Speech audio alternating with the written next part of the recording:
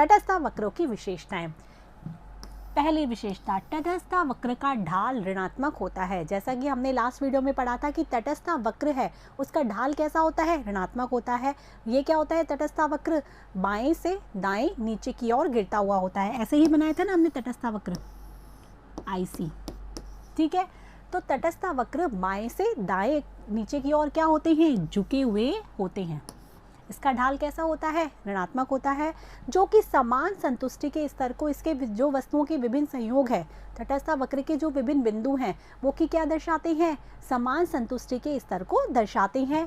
अगर समान संतुष्टि के स्तर पर रहना है तो एक वस्तु का उपयोग बढ़ाने पर दूसरी वस्तु का उपयोग क्या करना होगा, कम करना होगा, क्योंकि इस पर जो भी स्तर हैं वो क्या है, समान संतुष्टि। इसका नाम ही क्या है, उदासीनता वक्र, तटस्थ वक्र, अंतिमान वक्र। क्यों, क्योंकि उपभोक्ता इसके प्रत्येक बिंदु पर क्या रहता है, तटस्थ रहता है, क्योंकि वो उपभोक्ता को समान संतुष्टि प्रदान करते हैं। और समान संतुष्टि यदि प्रदान करनी है तो एक वस्तु का उपभोग बढ़ा के दूसरी वस्तु का उपभोग कम करना ही होगा। जैसे कि हमने देखा था, या X वस्तु है, ये Y वस्तु है। यदि उपभोक्ता X वस्तु की मात्रा को बढ़ाता है तो उसे Y वस्तु की मात्रा को क्या करना पड़ेगा, कम करना ही होगा, तभी उसको क्या मिलेगी, समान संतुष्टि मिलती है। यदि हम माने कि तटस्थ वक्र ऋणात्मक ढाल का ना होकर क्या होता है, धनात्मक ढाल का होता है, तो क्या होगा, इसमें दोनों में क्या होगा, उसकी दोनों ही बढ़ रहे हैं, X की भी बढ़ रही है मात्रा और Y की भी क्या हो रही है, बढ़ रही है। तो ऐसे में जो ये इसके जो विभिन्न बिंदु के प्रति उपभोक्ता को तटस्थ नहीं रह पाएगा। क्यों, क्योंकि जैसे जैसे ऊंचा बढ़ता चला जाएगा संतुष्टि का स्तर क्या होता चला जाएगा, बढ़ता चला जाएगा। जबकि हमारे डेफिनेशन में क्या है कि संतुष्टि का स्तर समान रहता है, इसीलिए उपभोक्ता क्या रहता है, तटस्थ रहता है। इसीलिए जो ये तटस्थ वक्र है वो धनात्मक ढाल का नहीं होता। ऋणात्मक ढाल के में क्या होता है, एक वस्तु को बढ़ाता है तो दूसरे वस्तु को कम करता है और संतुष्टि का स्तर समान बना रहता है। यदि हम ये मान लें कि तटस्थ वक्र क्षैतिज होता है, क्षैतिज अर्थात X अक्ष के समानांतर होता है IC, तब इसमें भी क्या होगा कि उपभोक्ता यदि क्या करेगा, Y वस्तु का तो वही उपभोग करता चला जाएगा, जबकि X वस्तु की इकाई को क्या होता चला जाएगा, बढ़ाता चला जाएगा। तो ऐसे में क्या होगा, संतुष्टि का स्तर बदल जाएगा। जबकि जो तटस्थ वक्र की मेन डेफिनेशन ही ये कहती है कि तटस्थ वक्र दो वस्तुओं के विभिन्न संयोगों को दर्शाता है जिसके प्रति उपभोक्ता तटस्थ होता है, क्योंकि वो उपभोक्ता को समान संतुष्टि प्रदान करते हैं। यदि हमने जैसे यहाँ धनात्मक ढाल की बात की तो इसमें भी क्या होगा, X वस्तु बढ़ रही है तो Y वस्तु भी बढ़ रही है, दोनों बढ़ रही है तो संतुष्टि का स्तर भी क्या हो रहा है, बढ़ रहा है। या X वस्तु वही के Y वस्तु वही के वही है तो X वस्तु बढ़ रही है, तब भी क्या होगा, संतुष्टि का स्तर बढ़ जाएगा। यदि हम बात करें लंबवत अक्ष के समानांतर अर्थात Y अक्ष के समानांतर, तो इसमें क्या होगा, X वस्तु स्थिर है और Y वस्तु क्या हो रही है, बढ़ रही है, ठीक है। तो ऐसे में भी संतुष्टि का स्तर क्या हो जाएगा, परिवर्तित हो जाएगा, जबकि संतुष्टि का स्तर समान रहना चाहिए। इसीलिए तटस्थ वक्र कैसा होता है, ऋणात्मक ढाल लिए होता है, जिसमें एक वस्तु की अतिरिक्त इकाई का उपभोग करने पर दूसरी वस्तु की इकाई को क्या करना होता है, त्यागना होता है। ठीक है बच्चों, इस तरीके से होता है, जहाँ एक वस्तु की अतिरिक्त इकाई का उपभोग करता है। यदि मिनट,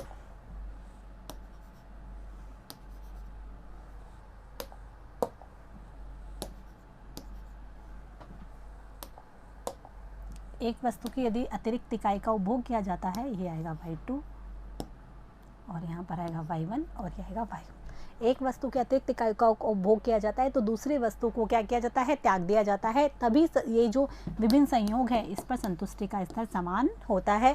यही बात यहाँ पर लिखी हुई है कि तटस्थ वक्र क्षैतिज नहीं होते, लंबवत नहीं होते और धनात्मक ढाल के नहीं होते, क्योंकि इनके प्रत्येक बिंदु पर संतुष्टि का क्या होगा, समान स्तर ना रह के संतुष्टि अलग अलग हो जाएगी। तो ये हमने जो तीनों डायग्राम बनाए हैं, ये तीनों डायग्राम 1, 2 और तीसरा हमने ये बनाया था धनात्मक ढाल का। तो तटस्थ वक्र ना तो धनात्मक ढाल का होता है, ना क्षैतिज अक्ष के समानांतर होता है और ना लंबवत अक्ष के समानांतर होता है, बल्कि कैसा होता है, ऋणात्मक ढाल का होता है। ये इसकी पहली विशेषता हो गई। ठीक है बच्चों, दूसरी विशेषता क्या है कि तटस्थ वक्र मूल बिंदु के प्रति कैसा होता है, उन्नतोदर होता है, जैसा कि हमने लास्ट वीडियो में पढ़ा था। क्यों? क्योंकि सीमांत प्रतिस्थापन की दर घटती हुई होती है। एक अतिरिक्त इकाई का उपभोग करने पर जो उपभोक्ता y की मात्रा त्यागता है वो कैसी त्यागता है, घटती हुई त्यागता है। यदि उपभोक्ता क्या करेगा, x की एक अतिरिक्त इकाई का उपभोग करने के लिए y की मात्रा त्यागेगा, वो बढ़ती हुई त्यागेगा, तो तटस्थ वक्र कैसे होंगे, उन्नतोदर ढाल के ना होकर कैसे होंगे, नतोदर ढाल के होंगे। जैसे कि हमने पिछली वीडियो में भी चर्चा की थी, तटस्थ वक्र मूल बिंदु के प्रति उन्नतोदर होता है क्योंकि एमआरएस प्रतिस्थापन की सीमांत दर घटती हुई होती है। एक वस्तु का उपयोग बढ़ाने पर दूसरी वस्तु की इकाई क्या होती है, उसको घटती हुई दर से त्याग करना होता है। जैसे कि हमने सारणी में पढ़ा था, क्योंकि समान संतुष्टि तभी तो प्राप्त होगी, 1 2 3। यदि x की इकाई को क्या करता है, उपभोक्ता बढ़ाता चला जाता है, तो उसे जो y है उसकी इकाइयों को क्या करना पड़ेगा, घटती दर से त्याग करना पड़ेगा। 10 से क्या हो गई, 7 हो गई, 7 से क्या हो गई, 5 हो गई। तो इस प्रकार से यह 3 घटी, इसके बाद 2, तो घटती दर से त्याग करता है। यदि वो बढ़ती दर से त्याग करता है, अर्थात x और y 2 3 10 के बाद उसने 7 किया, 7 के बाद उसने कितना त्याग किया, यहाँ पर हो गई 3, ठीक है। यहाँ पर तो उसने 3 का त्याग किया और इसके बाद कितने का त्याग किया, 4 का, अर्थात बढ़ती दर से त्याग किया। तब ये कैसा होगा, नतोदर ढाल का, ठीक है। जबकि इसमें कैसा होगा, उन्नतोदर ढाल का। तो कहने का तात्पर्य यह है कि तटस्थ वक्र मूल बिंदु के प्रति उन्नतोदर होता है क्योंकि सीमांत प्रतिस्थापन की दर घटती होती है। यदि सीमांत प्रतिस्थापन की दर कैसी होगी, बढ़ती हुई होगी, तो तटस्थ वक्र कैसा होगा, नतोदर ढाल का होगा। और यदि प्रतिस्थापन की सीमांत दर समान रहती है, मतलब जितना x का उपभोग करता है उतना ही y का करता है, तो तटस्थ वक्र कैसा होगा, एक सीधी रेखा होगा। इस तरह से कैसा होगा, एक सीधी रेखा होगा तटस्थ वक्र। यदि प्रतिस्थापन की सीमांत दर समान रहती है तो क्या होगा, तटस्थ वक्र एक सीधी रेखा के रूप में होगा। आगे बच्चों समझ में, तो तटस्थ वक्र क्या होता है, मूल बिंदु के प्रति उन्नतोदर होता है क्योंकि सीमांत प्रतिस्थापन की दर घटती हुई होती है। यहाँ पर भी यही लिखा हुआ है कि एक वस्तु का उपयोग बढ़ाने पर दूसरी वस्तु की इकाइयाँ क्या होती है, घटती हुई दर से उसको त्याग करना होता है। बढ़ती दर से त्याग करेगा तो नतोदर ढाल का, समान दर से त्याग करेगा तो स्थिर ढाल का या फिर एक समान दर वाली ढाल का होगा, ठीक है। तटस्थ वक्र कैसा होता है, लेकिन ऋणात्मक ढाल का होता है, मूल बिंदु के प्रति उन्नतोदर होता है। तीसरी जो विशेषता आती है तटस्थ वक्र की, वो आती है कि तटस्थ वक्र एक दूसरे को काटते नहीं हैं। दो तटस्थ वक्र कभी एक दूसरे को काटे नहीं है। मान लो हमने दो तटस्थ वक्र बनाए, एक तो ये और एक ये हमारा हो गया IC2, ये हो गया हमारा IC1, x और ये y। हमने मान लिया कि दो तटस्थ वक्र एक दूसरे को काट रहे हैं, जैसा कि इस चित्र में हम देख पा रहे हो। तो हमने मान लिया ये बिंदु तो हो गया A, ये बिंदु हो गया B, ये हो गया C। तो हमारी तटस्थ वक्र की डेफिनेशन क्या कहती है कि तटस्थ वक्र दो वस्तुओं के उन विभिन्न संयोगों को दर्शाते हैं जो कि उपभोक्ता को समान संतुष्टि प्रदान करते हैं। तो यदि हम IC1 की बात करें तो IC1 में A बिंदु है और B बिंदु है, A बिंदु है और B बिंदु है, दोनों से समान संतुष्टि मिलेगी क्योंकि दोनों बिंदु IC1 पर है। समझ में आ गया। अब यदि हम IC2 की बात करें, ये तो हो गई IC1 की बात, अब करते हैं हम IC2 की बात। तो IC2 पे कौन कौन से बिंदु है, A बिंदु पर और C बिंदु, A बिंदु और C बिंदु, तो इन पर भी क्या होगी, समान संतुष्टि प्राप्त होगी। अब हम यहाँ देख रहे हैं A और B पे वही संतुष्टि प्राप्त हो रही है, ठीक है, और IC2 के जो दो बिंदु हैं A और C, उन पर भी वही संतुष्टि प्राप्त हो रही है। तो कहने का तात्पर्य है जब A बराबर B है, B बराबर C है, तो इसका मतलब क्या होगा, B बराबर C होना चाहिए, लेकिन B अलग तटस्थ वक्र पे है, C अलग तटस्थ वक्र पे है, तो B बराबर C नहीं हो सकते। इसीलिए दो तटस्थ वक्र एक दूसरे को कभी काटेंगे नहीं, क्योंकि एक तटस्थ वक्र समान संतुष्टि के स्तर को दर्शाता है।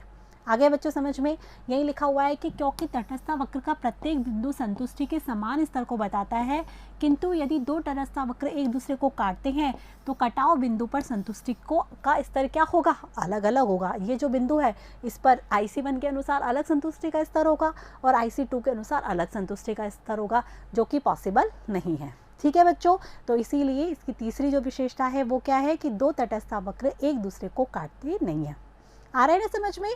चौथी विशेषता देखें। चौथी विशेषता यह है कि ऊंचा तटस्थ वक्र ऊंची संतुष्टि के स्तर को दर्शाता है। ये लिखा हुआ है ऊंचा तटस्था वक्र संतुष्टि के ऊंचे स्तर को बताता है। जैसा कि हमने डिस्कस किया था तटस्था मानचित्र में, किया था ना हमने ए के चित्र में, जब एक से अधिक तटस्था वक्र दर्शाए जाते हैं तो उसे तटस्था मानचित्र कहते हैं।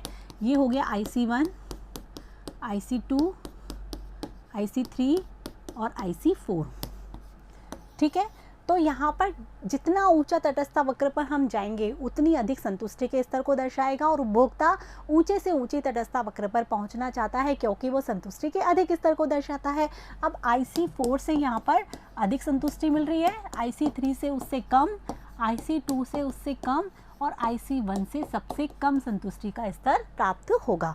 तो उपभोक्ता क्या करेगा, IC4 का चयन करेगा।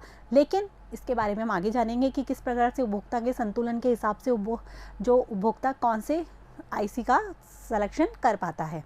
तो इसकी चौथी विशेषता समझ में आ गई, ऊंचा तटस्था वक्र ऊंचे संतुष्टि के स्तर को दर्शाता है। तो बच्चों तटस्था वक्र की चारों विशेषताएं आपको समझ में आ गई। पहली विशेषता क्या है, तटस्था वक्र क्या होता है, ऋणात्मक ढाल का होता है। दूसरी विशेषता, तटस्था वक्र मूल बिंदु के प्रति उन्नतोत्तर होता है। तीसरी विशेषता, दो तटस्था वक्र एक दूसरे को काटते नहीं है। और चौथी विशेषता, ऊंचा तटस्था वक्र अधिक संतुष्टि के स्तर को दर्शाता है। तो ये चारों विशेषताएं आपको अच्छे से समझ लेनी है, अपनी कॉपी में नोट कर लेनी है, क्योंकि एग्जाम में तटस्था वक्र की विशेषताएं नाम से क्वेश्चन भी आता है।